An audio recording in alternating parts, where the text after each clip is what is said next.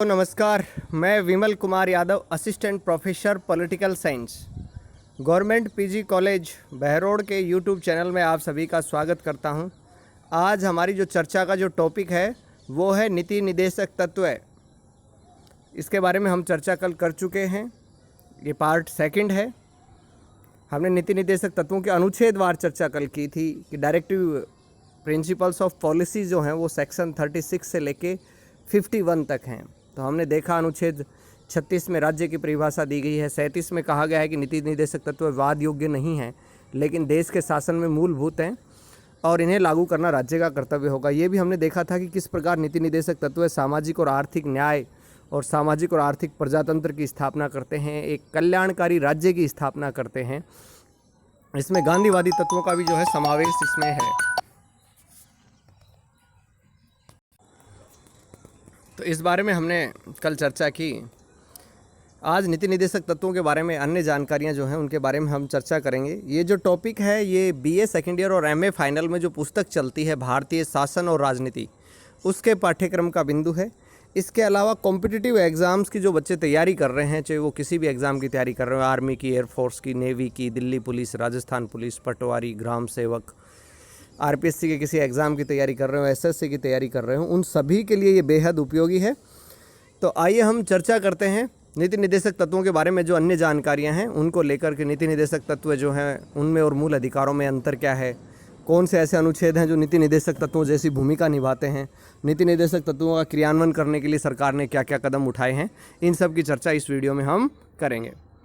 तो सबसे पहले बात आती है कि ऐसे कौन कौन से अनुच्छेद हैं जो नीति निर्देशक तत्वों की भांति कार्य करते हैं। यानी हमारे संविधान में नीति निर्देशक तत्वों के अलावा अन्य भागों में भी राज्यों के लिए कुछ निर्देशक तत्वों का उल्लेख किया गया है। यथा संविधान का जो अनुच्छेद 350 है उसमें लिखा गया है कि राज्य जो भाषाई अल्पसंख्यक वर्ग के बालक हैं उनको प्राथमिक स्तर पर मातृभाषा में शिक्षा की पर्याप्त सुविधाएँ उपलब्ध कराएगा। यानी भाषाई अल्पसंख्यक वो होते हैं जब देश में किसी भाषा को बोलने वाले बहुत कम लोग होते हैं, तो उनकी भाषा बनी रहे, उनकी लिपि और संस्कृति बनी रहे। तो ये राज्य का कर्तव्य है कि उनके बच्चों को प्राथमिक शिक्षा जो है मातृभाषा में उपलब्ध कराई जाएगी। दूसरा है अनुच्छेद 351। इसमें बताया गया है कि संघ का कर्तव्य है कि वह हिंदी भाषा के प्रसार तथा विकास को बढ़ावा दे। तो ये भी एक निर्देशक तत्व का कार्य करता है। इसमें आरएस में भी क्वेश्चंस आए हुए हैं, स्कूल लेक्चर में भी आए हुए हैं, और ये जो छोटे मोटे एग्जाम होते हैं उनमें भी इससे सवाल आते हैं। अब आता है अनुच्छेद 335 कि संघ या राज्य की सेवाओं में नियुक्तियों में अनुसूचित जाति और अनुसूचित जनजाति के सदस्यों के जो दावे हैं उनका प्रशासन की दक्षता बनाए रखते हुए ध्यान दिया जाएगा। यानी एससी एसटी का जो सरकारी नौकरी में दावा है उस दावे पर ध्यान दिया जाएगा, लेकिन ये भी चीज़ ध्यान में रखी जाएगी कि इससे प्रशासन की दक्षता प्रभावित नहीं हो। यानी अयोग्य लोग प्रशासन में नहीं आए, प्रशासन के काम करने की इफिशियंसी पर प्रभाव नहीं पड़े। अब कुछ ऐसे अनुच्छेद हैं जिनको मूल अधिकारों को पर वरीयता दी गई है। यानी ऐसे नीति निर्देशक तत्व कौन से हैं, ये क्वेश्चन भी कई बार एग्जाम में आता है कि ऐसे कौन से दो नीति निर्देशक तत्व हैं जिनको मूल अधिकारों पर भी वरीयता है, जो मूल अधिकारों से भी ऊपर माने जाते हैं। दरअसल संविधान में 25वां संविधान संशोधन किया गया था 1971 में, और उस 25वें संविधान संशोधन के द्वारा संविधान में जो अनुच्छेद 31 था उसमें एक भाग जोड़ा गया, अनुच्छेद 31 ग, और उसमें ये लिखा गया कि जो अनुच्छेद 39 और अनुच्छेद 39 ख और ग हैं उसमें जो नीति निर्देशक तत्व हैं उनको लागू करने के लिए राज्य यदि कोई कानून बनाता है तो उसे इस आधार पर न्यायालय में चुनौती नहीं दी जाएगी कि वह अनुच्छेद 14 और 19 में जो मूल अधिकार दिए गए हैं उनका अतिक्रमण करता है। अभी अनुच्छेद 39 ख में क्या है? दरअसल अनुच्छेद 39 ख में है कि राज्य भौतिक संसाधनों का इस प्रकार स्वामित्व और वितरण करेगा कि सार्वजनिक हित की अधिकतम अभिव्यक्ति हो। यानी गवर्नमेंट जितने भी रिसोर्सेज हैं, भूमि है, जल है, जंगल है, ज़मीन है, प्राकृतिक गैस है, जो भी पेट्रोल वगैरह निकलता है, यानी जो भी भौतिक संसाधन है, सरकार उनका नियंत्रण, स्वामित्व और वितरण ऐसे करेगी कि जनता के हित की अधिकतम अभिव्यक्ति हो, जन कल्याण हो, किसी औद्योगिक घरानों का भला ज़्यादा नहीं हो बल्कि जनता के हित की अभिव्यक्ति हो। दूसरा अनुच्छेद 39 जो ग है उसमें ये लिखा गया है कि राज्य जो है संपत्ति और उत्पादन के साधनों का कुछ लोगों के हाथों में केंद्रीयकरण को रोकेगा। ऐसा केंद्रीयकरण जो सार्वजनिक हित के विरुद्ध हो। यानी जब संपत्ति का केंद्रीयकरण, उत्पादन के साधनों का केंद्रीयकरण कुछ लोगों के हाथ में होता है तो बड़े तानाशाह से हो जाते हैं और प्रभुत्व की उनकी प्रवृत्ति हो जाती है और वो सार्वजनिक हित की अनदेखी करने लग जाते हैं। तो राज्य का ये कर्तव्य है कि देश में जो उत्पादन के साधन है और प्रॉपर्टी है वो चुनिंदा लोगों के हाथों में नहीं हो। हालांकि दुखद विषय ये है कि देश की जो 70% जो इनकम है वो केवल 14 बिजनेस घरानों के पास केंद्रित हो गई है। तो ये 39 गए का सरासर अतिक्रमण है। दरअसल ये इसलिए लाया गया था कि भूमि सुधार कानून उस समय लागू किए जा रहे थे और उसमें जो बड़े बड़े जमींदार थे, राज घराने थे, उनकी संपत्तियां छीनकर और भूमि सुधार कानूनों के तहत जो खेती कर रहे थे किसान, उनमें बांटी जा रही थी, राजकोष में जमा की जा रही थी। तो फिर उसको क्या कहा गया कि संपत्ति का अधिकार तो मूल अधिकार है, राज्य ऐसा कैसे कर सकता है। तो 25वें संविधान संशोधन के द्वारा ये व्यवस्था की गई अनुच्छेद 31 ग में कि अनुच्छेद 39 ख और 39 ग के नीति निदेशक तत्व जो हैं उनके आधार पर राज्य जो है नीति निदेशक तत्वों को लागू करने के लिए कानून बना सकता है और वो कानून मूल अधिकारों का अतिक्रमण करें तो भी उनको न्यायालय में चुनौती नहीं दी जा सकती। केशवानंद भारती विवाद जो था, केशवानंद भारती बनाम केरल राज्य विवाद, इसके अंदर मूल ढांचे की अवधारणा दी गई थी और इस संविधान संशोधन को भी संवैधानिक घोषित कर दिया गया था, सही घोषित कर दिया गया था। अभी केशवानंद भारती की कुछ दिन पहले मृत्यु हुई है और तो वो चर्चा में भी थे। तो प्रसिद्ध केशवानंद भारती था जिसमें सबसे बड़ी न्यायाधीशों की पीठ गठित हुई थी, 13 न्यायाधीशों की केशवानंद भारती मामले में। बाद में इंदिरा गांधी सरकार ने केशवानंद भारती के निर्णय को पलटने के लिए 42वां संविधान संशोधन 1976 किया गया और उसमें 31 ग में ये बात जोड़ दी कि किसी भी नीति निदेशक तत्व को, जरूरी नहीं 39 ख और 39 ग, किसी भी नीति निदेशक तत्व को लागू करने के लिए राज्य यदि कानून बनाता है तो उनको मूल अधिकारों पर प्राथमिकता दी जाएगी। ठीक है, लेकिन बाद में जब मिनर्वा मिल्स का जो मामला हुआ, उस मिनर्वा मिल्स वाद में ये निर्णय दिया गया कि ये 31 ग के अंदर ये जो संशोधन है कि सभी नीति निदेशक तत्व मूल अधिकारों पर प्राथमिक होंगे, ये असंवैधानिक है, ये गलत है। केवल 39 ख और 39 ग जो है उसको लागू करने के लिए मूल अधिकारों पर प्राथमिकता दी जा सकती है। तो बच्चों आपको ध्यान में रखना है कि कौन से ऐसे 2 नीति निदेशक तत्व हैं जिनको मूल अधिकारों से भी ज़्यादा वरीयता और प्राथमिकता हासिल है और उनको लागू करने के लिए कानून बनाया जाता है तो उसको चुनौती नहीं दी जा सकती कि वो मूल अधिकारों का अतिक्रमण करता है। तो वो है अनुच्छेद 39 ख और 39 ग, 25वें संविधान संशोधन के द्वारा जोड़े गया था अनुच्छेद 31 ग, उसमें ये बात मेंशन है। अब आता है क्वेश्चन, नीति निदेशक तत्व और मूल अधिकारों में अंतर क्या है। दरअसल नीति निदेशक तत्व और मूल अधिकार एक दूसरे के पूरक हैं, घनिष्ठ संबंध है, लेकिन कुछ अंतर हैं। जैसे मोटा सा अंतर आपको पता है कि मूल अधिकार वाद योग्य हैं, अर्थात मूल अधिकारों को लागू करने के लिए व्यक्ति न्यायालय की शरण ले सकता है यदि मूल अधिकारों का उल्लंघन होता है, कोई राज्य द्वारा होता है या किसी अन्य नागरिक द्वारा होता है। लेकिन नीति निदेशक तत्व न्यायालय द्वारा लागू नहीं किए जाते हैं तो वो वाद योग्य नहीं हैं। अगर नीति निदेशक तत्वों का राज्य सरकार पालन नहीं करती है तो व्यक्ति कानून की शरण नहीं ले सकता है। दूसरा, मूल अधिकारों की प्रकृति नकारात्मक है। नकारात्मक इसलिए है क्योंकि वो राज्य पर कुछ प्रतिबंध लगाते हैं कि राज्य क्या नहीं कर सकता, राज्य क्या नहीं कर सकता। जैसे राज्य अपने नागरिकों के मध्य भेदभाव नहीं करेगा, नियोजन में और इनमें सब में अवसर की समानता प्रदान करने में भेदभाव नहीं करेगा। राज्य क्या नहीं करेगा ये बताते हैं मूल अधिकार। तो ये मूल अधिकार नकारात्मक है, लेकिन नीति निदेशक तत्व सकारात्मक है। वो कहते हैं राज्य को क्या करना चाहिए, तो इसमें नीति निदेशक तत्वों को सकारात्मक माना गया है। तीसरा, एक जो है मूल अधिकार व्यक्तियों से संबंधित हैं, यानी फंडामेंटल्स राइट्स जो हैं वो व्यक्ति के लिए हैं, जबकि डायरेक्टिव प्रिंसिपल्स ऑफ पॉलिसी जो हैं, नीति निदेशक तत्व जो हैं, उनका संबंध किससे है, उनका संबंध राज्य से है। वो स्टेट के लिए हैं और स्टेट की क्या ड्यूटीज़ हैं उनके ऊपर उसमें फोकस किया जाता है। अगला जो आता है वो है कि मूल अधिकार जो हैं वो राजनीतिक लोकतंत्र की स्थापना करते हैं, यानी विचार और अभिव्यक्ति की स्वतंत्रता, सभा या सम्मेलन करने की स्वतंत्रता, पार्टी बनाने की स्वतंत्रता, भ्रमण की स्वतंत्रता। यानी कहने का मतलब यह मूल अधिकार राजनीतिक लोकतंत्र स्थापित करते हैं, जबकि नीति निदेशक तत्व जो हैं वो सामाजिक और आर्थिक लोकतंत्र की स्थापना करते हैं, एक कल्याणकारी राज्य की स्थापना करते हैं। एक ये है कि मूल अधिकार निलंबित किए जा सकते हैं जब आपातकाल लगता है तो, लेकिन नीति निदेशक तत्व निलंबित नहीं होते। ये बात आपको ध्यान रखनी है। कई बार कॉम्पिटिशन में जीके में ये सवाल कई बार आया है कि कौन से ऐसे दो मूल अधिकार हैं जिनको आपातकाल में भी निलंबित नहीं किया जाता। तो ये आपको ध्यान रखना है, वो है अनुच्छेद 20 और अनुच्छेद 21। जो हैं इनको आपातकाल में भी सस्पेंड नहीं किया जाता। इन 2 मूल अधिकारों को, मूल अधिकार पूर्ण नहीं है क्योंकि राज्य उन पर प्रतिबंध लगा सकता है, उचित प्रतिबंध लगा सकता है, लेकिन नीति निर्देशक तत्वों पर किसी प्रकार के प्रतिबंध की व्यवस्था संविधान में नहीं की गई है।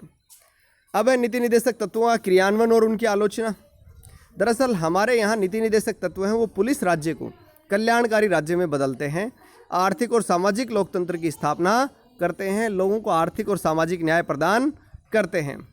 इसके अंदर लोग ये एक प्रयास किया जाता है कि लोगों के अंदर जो आर्थिक असमानता है वो कम से कम हो, सबको आजीविका के साधन मिलें, शोषण से सबकी रक्षा हो, चाहे बालक हो, महिला हो, युवक हो, श्रमिक हो, मजदूरों के हितों की रक्षा हो, जो बेकार हो गए हैं, बेरोजगार हैं, बुढ़ापा है, बीमारी है, निःशक्तता है, उन लोगों को आर्थिक सहायता मिल सके, निःशुल्क कानूनी सहायता मिल सके, इन सब का उल्लेख किया गया है। तो यानी समाज के कमज़ोर, वंचित, पिछड़े तबकों का विशेष ध्यान इसके अंदर रखा गया है। तो हमारे यहाँ पर जो संविधान लागू होने के बाद नीति निर्देशक तत्वों के क्रियान्वयन के लिए क्या क्या कदम उठाए गए हैं, इसकी चर्चा अब हम करते हैं। सबसे पहले जमींदारी और जागीरदारी प्रथा का अंत और भूमि सुधार। दरअसल जब जो ही संविधान लागू हो गया उसके बाद सरकार के दिमाग में ये बात आई कि कुछ लोग तो ऐसे हैं जिनके पास 10-10, 20-20, 30-30 हज़ार बीघा ज़मीन है, और कुछ ऐसे हैं जिनके पास जीवन यापन के साधन ही नहीं है, और जबकि जो इन लोगों ने ये प्रॉपर्टियाँ कब्जा रखी हैं वो खुद खेती नहीं करते हैं। तो सरकार ने जो है किसानों को का शोषण रोकने के लिए भूमि सुधार कानून लागू किए और जमींदारी और जागीरदारी व्यवस्था को 1951 में समाप्त कर दिया गया। पहला संविधान संशोधन 1951 में किया गया, जिसमें संविधान में 9वीं अनुसूची जोड़ी गई। उस 9वीं अनुसूची में भूमि सुधार कानूनों को शामिल किया गया ताकि संपत्ति के मूल अधिकार को आधार बनाकर उनको न्यायालय में चुनौती नहीं दी जा सके। इसमें यह व्यवस्था कर दी गई कि ज़मीन का मालिक वो है जो ज़मीन पर हल चलाता है। आप अपने बुजुर्गों से सुनेंगे कि किस प्रकार से चकबंदी की गई थी, भू जोतों का आकार निर्धारित किया गया था, बड़े बड़े जमींदारों से उनकी ज़मीनें छीन ली गई थी, किसानों में वितरित की गई थी। हालांकि दुख का विषय यह है कि ये भूमि सुधार कानून पूरे भारत में सही ढंग से लागू नहीं हो पाए। कई स्टेट उन्होंने इसको लागू करने में आनाकानी की या पूर्ण प्रभाव से लागू नहीं किया। फिर भी काफ़ी सुधार इसके अंदर हुआ था। किसानों को जो बेकार थे, जो जिनके पास क्या नाम है बेरोज़गारी थी, जो बेचारे किसी तरह जीवन यापन कर रहे थे या हल चलाते थे लेकिन ज़मीन पर हक नहीं था, सारा पैसा जो ज़मीन से जो आय होती थी वो जमींदार की जेब में चला जाता था, तो उनको बड़ा लाभ इस चीज़ से हुआ था। तो भूमि सुधार कानून लागू किए गए आर्थिक न्याय देने के लिए। दूसरी जो बात आती है पंचवर्षीय योजनाएं। देश की पंचवर्षीय योजना इस देश के आर्थिक विकास में बड़ा योगदान रहा है।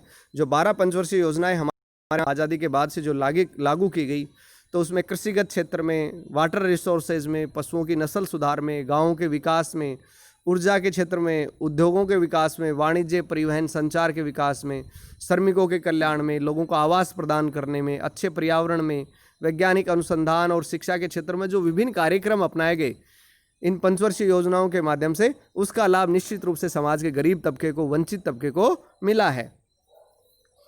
कुटीर उद्योगों और लघु उद्योगों को भी इन पंचवर्षीय योजनाओं में प्रोत्साहित किया गया। तीसरा, संविधान के अनुच्छेद 40 में लिखा गया था कि राज्य ग्राम पंचायतों का गठन करेगा तथा उन्हें वो अधिकार और शक्ति देगा कि वो स्वायत्त शासी इकाई के रूप में कार्य कर सकें। इस उद्देश्य को ध्यान में रखते हुए, यद्यपि राजस्थान पहला राज्य था जिसमें 2 अक्टूबर 1959 को पंचायती राज व्यवस्था शुरू हुई थी। एग्जाम में बहुत बार आता है कई बार कि देश का वो पहला कौन सा राज्य था जिसमें पंचायती राज लागू हुआ था, तो राजस्थान था। पंडित जवाहरलाल नेहरू के कर कमलों से राजस्थान के नागौर जिले में पंचायती राज व्यवस्था का शुभारंभ किया गया था। गांधी जयंती थी उस समय 2 अक्टूबर 1959 को। लेकिन उसको में देखा गया कि बहुत सारी कमियां देखी गई कि समय पर सरपंचों के चुनाव नहीं हो रहे, सरपंचों के पास वित्तीय अधिकार भी ज़्यादा नहीं थे, तो हालात ख़राब थी। इसको मद्देनज़र ये देखा गया कि देश में पंचायती राज का एक समरूप ढांचा होना चाहिए और पंचायती राज को जो है एक संवैधानिक मान्यता मिलनी चाहिए। तो इसके लिए संविधान में 73वां और 74वां संविधान संशोधन किए गए, जिसमें 11वीं और 12वीं अनुसूची जोड़ी गई और अनुच्छेद 243 में पंचायती राज को संवैधानिक दर्जा दिया गया। पंचायती राज के साथ शहरी क्षेत्रों में 74वें संविधान संशोधन के आधार पर स्थानीय स्वशासन को बढ़ावा दिया गया। आंध्र प्रदेश पहला राज्य था जिसने संविधान संशोधन के पश्चात पंचायती राज को लागू किया था। तो यानी पंचायती राज व्यवस्था जो थी, अनुच्छेद 40 में जो नीति निर्देशक तत्वों में वर्णित था ग्राम पंचायतों के गठन वाली बात, उसको क्रियान्वित करने के लिए 11वीं और 12वीं अनुसूची और संविधान में भाग 9 और भाग 9 क अनुच्छेद 243 में इनको जगह दी गई। चौथा है कमजोर वर्गों का कल्याण। इसमें अनुच्छेद 46 में कहा गया था कि अनुसूचित जाति और जनजाति जो हैं उनकी शिक्षा और अर्थ संबंधी हितों में अभिवृद्धि करेगा। इस नीति निर्देशक तत्व को लागू करने के लिए सरकारी नौकरियों के अंदर भी आरक्षण है दिया गया है। इसके अलावा अनुसूचित जाति और जनजाति को शोषण से बचाने के लिए जो है नागरिक अधिकार संरक्षण अधिनियम 1955, अनुसूचित जाति और जनजाति अत्याचार निवारण अधिनियम 1989 लागू किए गए हैं। तो कहने का मतलब इसके लिए ये भी किया गया है कि 65वें संविधान संशोधन के द्वारा अनुसूचित जाति और जनजाति आयोग की स्थापित किया गया है। अभी पिछड़ा वर्ग आयोग भी जो है उसका गठन किया गया है। तो कहने का मेरा मतलब ये है कि अनुसूचित जाति, जनजाति और पिछड़े वर्गों को विशेष सुविधाएं दी गई हैं, उनके लिए आयोग भी गठित हुए हैं, नौकरियों में आरक्षण भी दिया गया है, निजी क्षेत्र में भी, निजी शिक्षण संस्थानों में भी आरक्षण दिया गया है, छात्रवृत्ति भी उनको समय पर दी जाती है, निःशुल्क शिक्षा की व्यवस्था भी की जा रही है। इसके लिए जो स्त्रियां जो हैं वो भी समाज का कमज़ोर तबका माना जाता है, तो उनको भी नौकरियों में आरक्षण दिया गया है। इसके अलावा पंचायती राज संस्थाओं और शहरी निकायों में 30% आरक्षण दिया गया है। महिला आयोग बनाया गया है। महिलाओं के एम्पावरमेंट के लिए बहुत सारी स्कीम्स गवर्नमेंट के द्वारा चलाई जा रही हैं। एक था बड़े बड़े उद्योगों का राष्ट्रीयकरण, आर्थिक समता स्थापित करने के लिए 14 बैंकों का राष्ट्रीयकरण किया गया था। इसके अलावा पर्यटन, परिवहन, कोयला, खान, विद्युत आपूर्ति इत्यादि का राष्ट्रीयकरण किया गया। राजाओं के जो प्रीवी पर्स थे, वो प्रीवी पर्स क्या थे? प्रीवी पर्स ये थे कि राजा जब थे, जो उनसे उनकी रियासतें ली गई, तो उन्हें जो है भारी भरकम पेंशन का प्रावधान किया गया था और उनकी प्रॉपर्टीज़ जो है उस समय मानी गई थी। लेकिन जब इंदिरा गांधी सरकार आई तो उसने राजाओं के विशेषाधिकार, उनकी पेंशन वगैरह सब बंद कर दिए थे गए थे। उन्होंने कहा कि ये लोग जनता के ऊपर इन्होंने राज किया है, जनता की का जो है उन्होंने खून चूस कर प्रॉपर्टियाँ बनाई हैं, इनका कोई हक नहीं है। तो उन्होंने राजाओं के प्रीवी पर्स खत्म कर दिए थे ताकि आर्थिक समानता के लक्ष्य को हासिल किया जा सके। अगला जो है संपत्ति के मूल अधिकार को सीमित करना। दरअसल संपत्ति का जो मूल अधिकार था वो सारे विवादों की जड़ थी। न्यायालय में जो विभिन्न प्रकार के प्रकरण गए, जनता के हित में सरकार ने सुधार किए। प्रॉपर्टी वाले जो थे उन्होंने उसको चुनौती दी, वो सक्षम लोग थे। सुप्रीम कोर्ट ने उनके पक्ष में फैसले दिए, सरकार ने बार बार संशोधन किए, सुप्रीम कोर्ट ने फिर फैसले दिए गए। फिर ये सोचा गया कि ये सारे झगड़े की जो जड़ है ये संपत्ति का मूल अधिकार है, तो इसको क्यों न मूल अधिकारों की लिस्ट से ही हटा दिया जाए। क्यों न रहेगा सांप, न रहेगा बांस और न बजेगी बांसुरी। सांप को क्या मारो, सांप की माँ को ही मार दो। तो ये सोचा गया कि ये सांप की माँ कौन है, ये संपत्ति का मूल अधिकार है, जिसकी वजह से कोर्ट में बार बार मामले जा रहे हैं। तो 44वें संविधान संशोधन 1978 के द्वारा जो 1979 के अंदर जो है पूरी तरह अप्लाई हुआ था, तो उसमें संपत्ति के अधिकार को मूल अधिकारों की लिस्ट से निकालकर कानूनी अधिकार बना दिया गया। इसके अलावा सामाजिक सुरक्षा की दिशा में बड़ा कार्य हुआ है। जैसे सामाजिक सुरक्षा का मतलब होता है जो वृद्ध हैं, बेरोजगार हैं, महिलाएं हैं, उनकी सुरक्षा के लिए क्या कदम उठाए जा रहे हैं। तो जैसे वृद्ध लोगों के लिए तो पेंशन की व्यवस्था लागू की गई है। इसके अलावा जो मजदूर वर्ग है उनको बीमा योजना दी गई है। बेरोजगारों के लिए बेरोजगारी भत्ते की योजना लागू की गई है। मनरेगा में 100 दिन के रोजगार की गारंटी दी गई है। तो ये सब सामाजिक सुरक्षा की दिशा में किए गए प्रयास हैं। एक न्यायिक व्यवस्था में सुधार। दरअसल न्यायपालिका को कार्यपालिका से पृथक्करण किया जाए, ये बात नीति निर्देशक तत्वों के अनुच्छेद 50 में है। और गरीब लोगों को शीघ्र न्याय मिल सके, इसके लिए निःशुल्क कानूनी सहायता का उपबंध भी किया गया है। लोक अदालतों की व्यवस्था भी की गई है। इसके अलावा बंधुआ मजदूरी की समाप्ति की गई 1975 में। समान कार्य के लिए समान वेतन का प्रावधान किया गया, ठीक है। और बाल श्रम जो है निषेध कानून बनाए गए। तो अनेक प्रकार की योजनाएं सरकार के द्वारा नीति निर्देशक तत्वों को जो है क्रियान्वित करने के लिए चलाई जा रही है। जैसे मनरेगा है, इसके अंदर जो है 100 दिन के रोज़गार की गारंटी दी गई थी, ताकि जो जिनके पास रोज़गार नहीं है और इससे जो क्षेत्र बहुत पिछड़े थे उसमें जनता को बड़ा लाभ मिला है। अब ये नीति निर्देशक तत्वों के बारे में कुछ अन्य तत्व भी हैं जो एग्ज़ाम के लिए, जो कंपटीशन की तैयारी कर रहे हैं, उनके लिए बड़े उपयोगी हैं। जैसे ये कई बार आता है कि 42वें संविधान संशोधन 1976 के द्वारा संविधान में कौन कौन से नीति निर्देशक तत्व नए जोड़े गए। तो आपको याद रखना है 39(6) कि बालकों को स्वस्थ विकास के अवसर, सुविधाएं उपलब्ध कराई जाएंगी तथा नैतिक एवं आर्थिक परित्याग से रक्षा की जाएगी। इसके अलावा 39(क) जोड़ा गया था कि सभी को समान न्याय और निःशुल्क विधिक सहायता मिलेगी। ये एग्जाम में कई बार आया है कि समान न्याय और निःशुल्क विधिक सहायता मिलेगी। अनुच्छेद 39(क) में ये प्रावधान कौन से संविधान संशोधन से हुआ था? तो अनुच्छेद 39(क) में ये प्रावधान 42 संविधान संशोधन 1976 के द्वारा हुआ था। इसके अलावा उद्योगों के प्रबंध में मजदूरों की भागीदारी भी क्या है, अनुच्छेद 43(क) जोड़ा गया। और 48(क) पर्यावरण, वन और वन्य जीवों की रक्षा, ये प्रावधान भी 42वें संविधान संशोधन 1976 के द्वारा किया गया है। 44वें संविधान संशोधन 1978 के द्वारा नीति निदेशक तत्वों में केवल एक अनुच्छेद जोड़ा गया था, अनुच्छेद 38(2), कि राज्य जो है देश के विभिन्न व्यक्तियों, विभिन्न क्षेत्रों, विभिन्न व्यवसाय में जो कार्यरत लोगों के समूह हैं उनके बीच में असमानता को कम करेगा, उनके बीच में प्रतिष्ठा, अवसर और सुविधाओं की जो असमानता है उसको समाप्त करेगा। इसके बाद में 86वें संविधान संशोधन अधिनियम 2002 के द्वारा ये प्रावधान किया गया कि राज्य का ये कर्तव्य है कि वो 0 से लेकर 6 वर्ष की आयु के बच्चे यानी बाल्यावस्था के अंदर बच्चों की देखभाल की व्यवस्था करेगा और उनकी शिक्षा की व्यवस्था करेगा। 97वें संविधान संशोधन अधिनियम 2011 ये सबसे लेटेस्ट था, जिस जो नीति निदेशक तत्वों के अंदर सबसे लास्ट जो संशोधन किया गया वो हुआ 2011 में 97वें संविधान संशोधन द्वारा, जिसमें अनुच्छेद 43 ख जोड़ा गया कि सहकारी समितियों का गठन, संचालन, नियंत्रण व प्रबंधन किया जाएगा। डॉक्टर भीमराव अंबेडकर ने नीति निदेशक तत्वों को भारतीय संविधान की अनोखी विशेषता कहा है कि भारतीय संविधान की अनोखी विशेषता है। दरअसल इसमें एक क्वेश्चन ये सारे एग्जाम में आए हुए हैं जिनकी अब हम डिस्कशन कर रहे हैं। एक कल्याणकारी राज्य की संकल्पना कौन से भाग में है? संविधान के भाग 4 नीति निदेशक तत्वों में।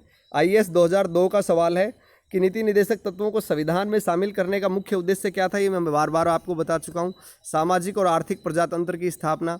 कॉम्पिटिशन में कई बार ये भी आया है नीति निदेशक तत्वों को किस देश के संविधान से लिया गया है, तो ये आयरलैंड के संविधान से लिया गया है।